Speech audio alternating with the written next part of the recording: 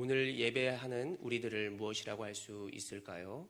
비록 어려움에 있다 할지라도 우리는 하나님의 영광의 도구요, 하나님이 지키시는 자이심을 꼭 믿으시기를 바랍니다. 이렇듯 도구라는 것은 어떤 목적을 이루기 위한 수단과 방법이다라고 해볼 수 있겠습니다. 우리가 그분의 선한 도구가 되어서 하나님의 능력을 나타내야 하는 것이죠. 오늘 본문 속에 있는 모습을 보면 쫓고 있는 사울과 쫓기고 있는 다윗을 살펴보고 있습니다. 15절을 눈으로 살펴보시면 다윗이 사울이 자기의 생명을 빼앗으려고 나온 것을 보았으므로 그가 어디에 있었다? 십광야 수풀에 있었다라고 말하고 있습니다. 사울을 피해 다윗은 어느덧 십광야라고 하는 곳에 오게 되었습니다. 그는 생명이 위험하였습니다.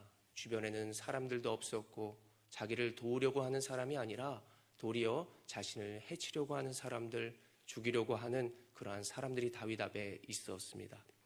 그 문제 앞에서 다윗은 무엇을 하였나? 십광야에서 무엇을 하였나라고 하는 것을 성경에서 살펴보니 시편 54편에 십광야에서 다윗이 쓴 시가 있습니다.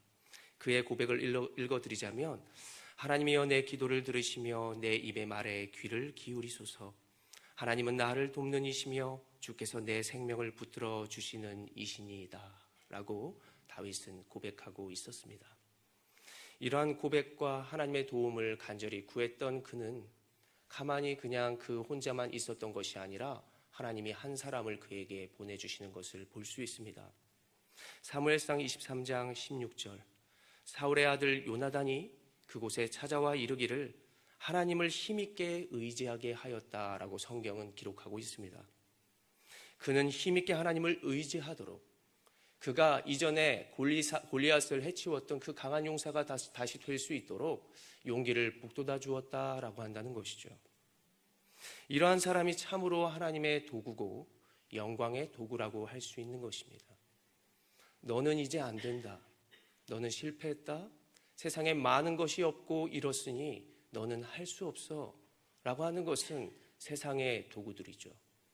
그러나 할 수 있고 우리는 이미 구원받았고 하나님께서 언제나 너와 함께 계셔 라고 말하는 자들이 바로 하나님의 선한 도구다라고 해볼 수 있겠습니다. 그러한 선한 도구가 오늘 다윗 앞에 있었던 것입니다. 하나님을 이렇게 따라 나아가는 삶, 그래서 결국에 하나님의 영광으로 나아가는 그러한 모습, 세상의 소리와 선택 앞에서 하나님의 소리를 붙잡고 나아가는 이제 다윗을 기대해 볼 수 있겠습니다.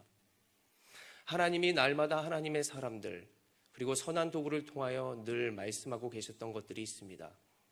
민족의 지도자 여호수아가 이제는 모세가 없어서 두려워 떨고 있을 때 하나님은 이렇게 말씀하여 주셨죠. 두려워하지 말라, 놀라지 말라, 내가 너와 함께한다. 네가 어디로 가든지 나 여호와가 너와 함께할 것이다 라고 말씀해 주신 것을 기억해 볼 수 있습니다. 오늘 우리도 이러한 말씀을 듣고 하나님이 언제와 나와 함께 하시고 나를 붙들어 주심을 꼭 믿으시기를 바랍니다. 오늘 본문의 23장 18절에 이제 요나단과 다윗이 그렇게 서로에게 힘이 되어주고 용기를 준 후 요나단은 이제 집으로 돌아가고 다윗 홀로 광야에 남았습니다. 그런데 그 말씀에 의지하고 그리고 용기를 가졌음에도 불구하고 그의 앞에서는 다시 홀로 서기가 시작되고 있습니다. 환경은 나아지는 것 같지 않고 하나님의 말씀에 의지하는 우리들의 삶, 우리가 주일에 하나님의 말씀을 듣고 또 새벽에 하나님의 말씀을 의지하며 나아가는데 세상은 그렇게 녹록지 않는 것을 보게 됩니다. 오늘 본문 20절입니다. 그 주변의 10사람들이 사울과 함께 다윗을 붙잡고자 하는 그러한 내용들이 나타나고 있습니다.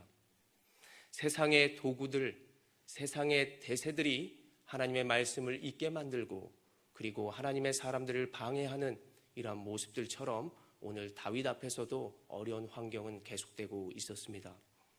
26절을 우리가 한번 그 상황들을 기억하며 한번 읽어보겠습니다. 26절입니다. 시작. 사울이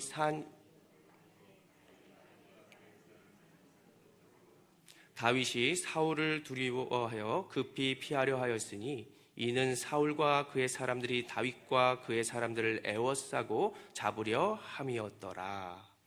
얼마나 두려웠을까요? 사울이 혼자 다윗을 죽이려고 찾아 나선 것이 아니라 많은 군사들을 데리고 왔겠죠.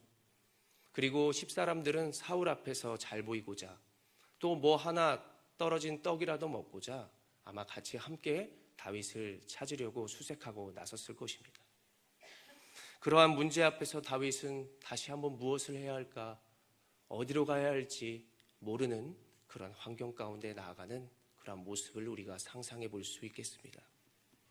사방이 막히고 앞길이 보이지 않는 상황 속에서 다윗은 요나단을 통해 들은 그 말씀을 기억하고 시편 우리가 54편을 말씀했던 것처럼 그 안에 담긴 그러한 기도의 고백을 다시 한번 우리가 생각해 볼 수 있겠죠. 하나님이여 나를 돕는 이시여 주께서 내 기도를 들으시고 주님은 어떤 상황에도 내 생명을 붙들어 주신 이심을 믿습니다. 그러한 고백 가운데에 결국 하나님은 어떻게 하십니까?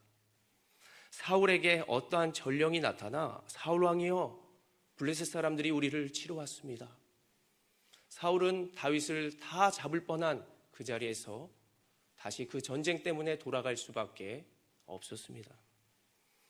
믿음의 기도의 소리를 들으시고 사방에 막힌 담을 헐어주시는 우리 하나님.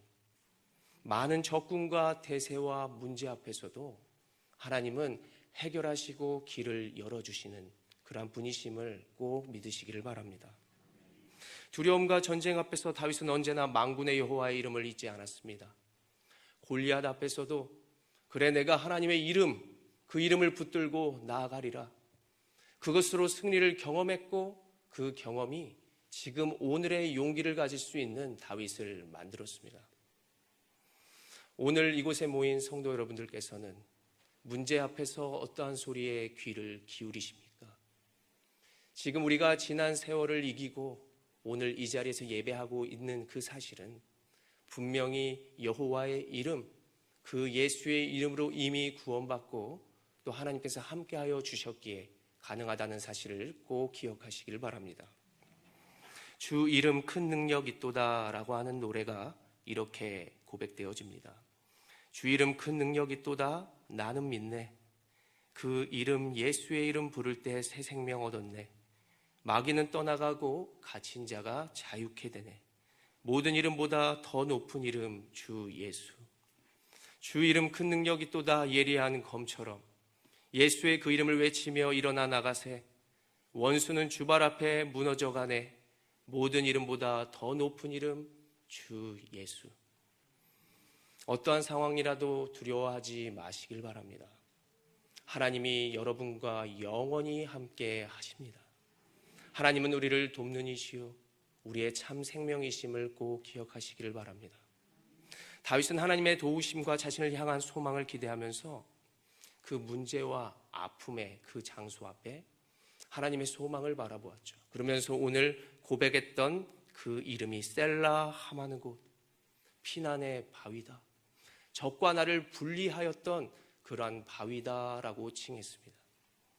사단의 권세와 문제가 우리를 해칠 수 없습니다.